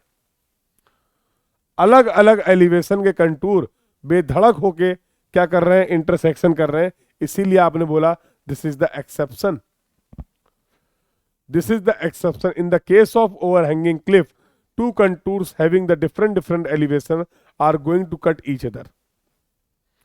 विजुअलाइज हो गया बेटा? विजुअलाइज हो गया, यस और नो? तो ये जो आप स्ट्रक्चर देख पा रहे हैं इसको बोलते हैं ओवरहैंगिंग क्लिफ। ये जो आप स्ट्रक्चर देख पा रहे हैं बेटा, इसको हम लोग बोलते हैं overhanging cliff. The point is clear to everyone, yes और नो? एक एक्सेप्शन और है बहुत बेहतरीन, एक एक्सेप्शन और है जिसको बोलते हैं वर्टिकल क्लिफ, जिसको बोलते हैं वर्टिकल क्लिफ। ये देखो ये वाला पूरा हिस्सा वर्टिकल है।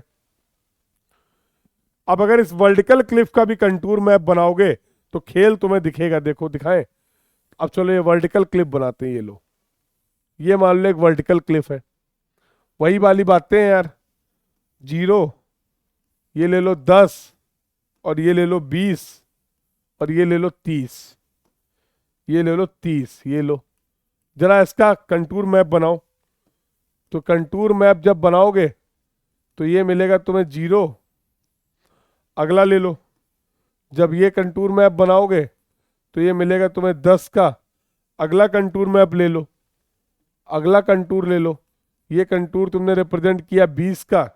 अगला ले लो, ये कंटूर तुमने रिप्रेजेंट किया 30 का। देखो सब अलग अलग एलिवेशन के कंटूर एक पॉइंट पे ज्वाइन कर रहे हैं। सब अलग अलग एलिवेशन के कंटूर एक पॉइंट पे ज्वाइन कर रहे हैं। ऐसा एक्सेप्शन देखने को मिल रहा है आपको in the case of vertical cliff, in the case of vertical cliff. तो these are the two exceptions जहां पर कंटूर एक दूसरे को कट भी कर रहे हैं, जहां पर अलग अलग एलिवेशन के कंटूर एक ही पॉइंट पे ज्वाइन भी हो रहे हैं। सो बेटा in this way, in this way we have completed these two chapters, these two topics जिनके बारे में हम लोगों ने बातचीत कर ली आज। पहला था हमारा थियोडोलाइट। थियोडोलाइट पे हम लोगों ने देखा बेसिक वर्किंग क्या है उसकी, उसके कंपोनेंट्स क्या है, कौन कौन से मेजरमेंट्स हम लोग परफॉर्म कर सकते हैं with the help of the theodolite. That part we have covered. और कुछ इंपॉर्टेंट टर्मिनोलॉजी हम लोगों ने डिस्कस की related to the theodolite. That was the first part of the discussion. Then in the case of contouring, we have discussed about the what do you mean by the contour, contour interval क्या होता है, horizontal equivalence क्या होता है, and we have also discussed some important terminology, important characteristics of the contour. DPP बेटा app पर मिलेगा, DPP app पर मिलेगा। तो अगर एग्जाम पॉइंट ऑफ व्यू से बात करें तो इन दोनों टॉपिक्स से जितना डिस्कशन आपके एग्जाम के लिए रिक्वायर्ड था, that part we have done. तो आप गेट, ईएससी, स्टेट, एई और जेई जिस भी एग्जाम के लिए अगर आप प्रिपेयर कर रहे हैं, अब आप इन दोनों टॉपिक से रिलेटेड क्वेश्चंस को अटेम्प्ट कर सकते हैं, सॉल्व कर सकते हैं। ठीक है?